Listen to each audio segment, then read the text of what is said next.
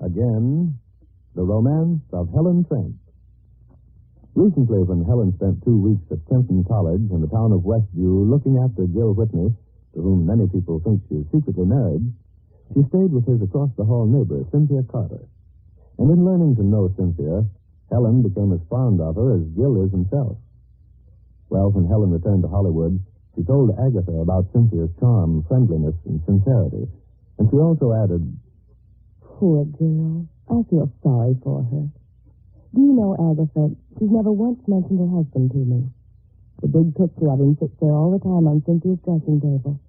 And yet she never mentions him. Ever since he was killed in action shortly after Pearl Harbor, she doesn't talk about him at all. Not even to Gill. But she's so vivacious and seems to get so much pleasure out of life. And yet, she's a little too vivacious. And you can sense the reason why. Poor Cynthia. She's so brave. I admire her very, very much." Well, tonight, late in the evening at Faculty House, Cynthia is finally talking of her husband to Gill. She hadn't meant to, but when Gill was only too aware that Cynthia was suddenly avoiding him, he went across the hall in his wheelchair to say, "What's the matter, Cynthia? There's never a day goes by that you and I don't see each other 3 or 4 times. And today you've been steering clear of me. You didn't even phone tonight to say you couldn't play chess. Well, I've been puzzled.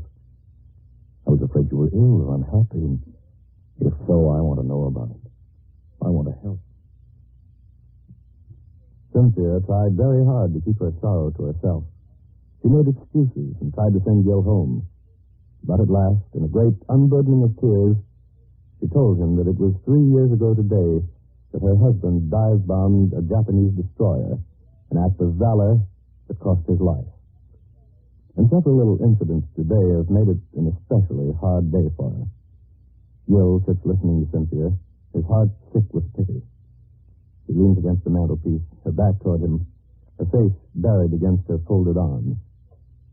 Somehow she looks very small and very young to Gill, almost as though she might be a little girl. "Gill, I'm going away from here. I'm going eastern, Pete.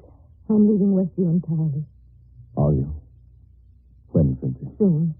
As soon as this class of young officers has graduated." "Where are you going, Anise?" "Oh, that's easy. I can get all the teaching jobs I want. I don't care where, as long as it's not here." "Why?" "Because I've got to get away. Because this place is full of him. We went to school together here. We fell in love here. We even married over in the college chapel. And I was so foolish to come back here. I knew I shouldn't. But Robbie and I had an apartment in Philadelphia. He's been branch manager of his firm there. I closed the apartment and came back here. I thought I'd find him again close to me. And I have. Too close. I see. It's the ocean out there that gets me. I want to move away from the sea. The sea was his grave. And I mustn't be so close to it all the time. When you moved in here, I was so glad to give up that apartment across the hall and turn it over to you. That little bit of the blue Pacific you can see on a clear day. It was always too close, just outside the window. I got so I hated it. And I'm glad you moved, Cynthia. I think I just have to move far away. War. I believe maybe satire is the best medium for describing war. Stephen Crane once wrote,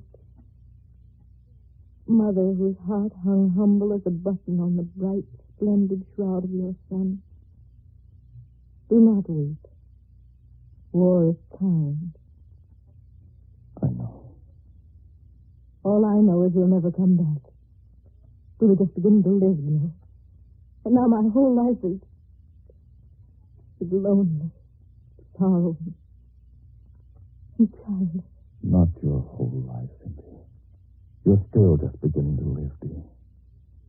Robbie was quite an athlete here at school. He was all-American football, you know.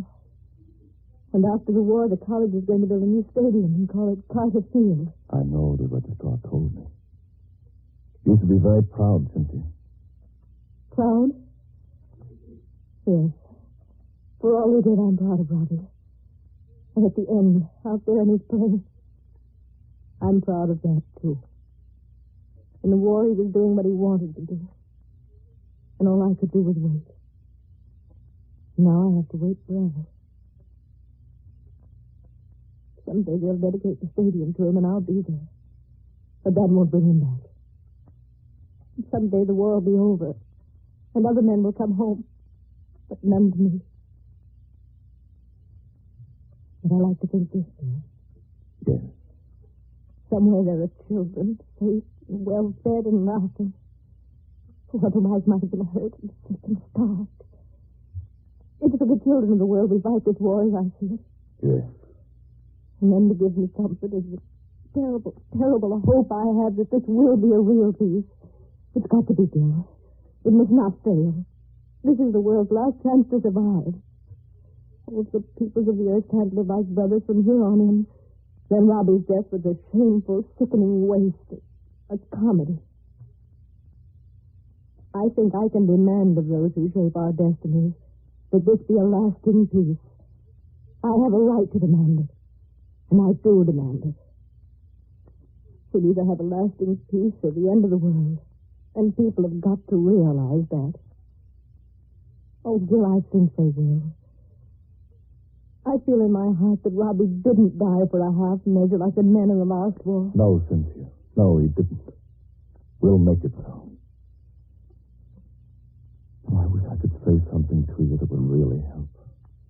I'm sorry to have gone into this so much. Oh, no.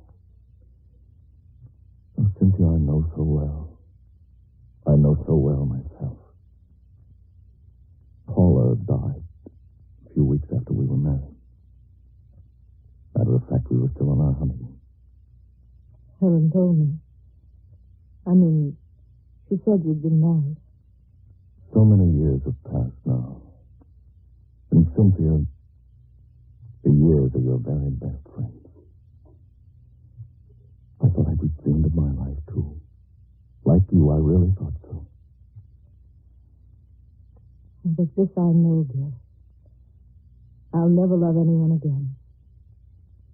If I do, it'll be only a poor, second-hand sort of thing. No, you're wrong there. Believe me, dear, you're wrong. Your second love will be richer because of the first. Helen and I... Well, it's true, Cynthia. I know you can't see it now, but I promise you'll see it someday. Cynthia, don't look backward. You've got to look forward. You don't have to stay here and think of things to say to me, Gill. Don't let me be any trouble to you. Trouble? I'm so glad you told me what you have tonight. I've known about your husband ever since I came here to teach. I knew you'd probably heard of it around the college. And I appreciate your never having asked any questions, Gill. Oh, I feel ashamed. You do? Of what? Because you see me now in a very low-pressure area, so to speak. Tomorrow I'll be all right, and I wish I'd never bothered you with all this. So try to forget tonight, will you, Gill? Promise me. All right. And when Helen comes tomorrow, don't tell her either. I'll be all right again by the time she gets here tomorrow. I'll be just the same as ever. And if you tell her I was like this tonight, she might feel I want privacy, and she shouldn't stay with me over the weekend. All of which is just silly. Don't worry. I know when not to talk. Well, you'd better go along now. It's nearly midnight and you have an early class tomorrow. Well, I don't know what good I've done. Oh, don't worry about that. Nobody can do me any good but myself. That I know. What am I going to do with the rest of my life, Gill? Go on teaching physics? Just go on and on? No. No, someday something very lovely is going to happen to you, Cynthia. Someday you're going to love again. Someday you are.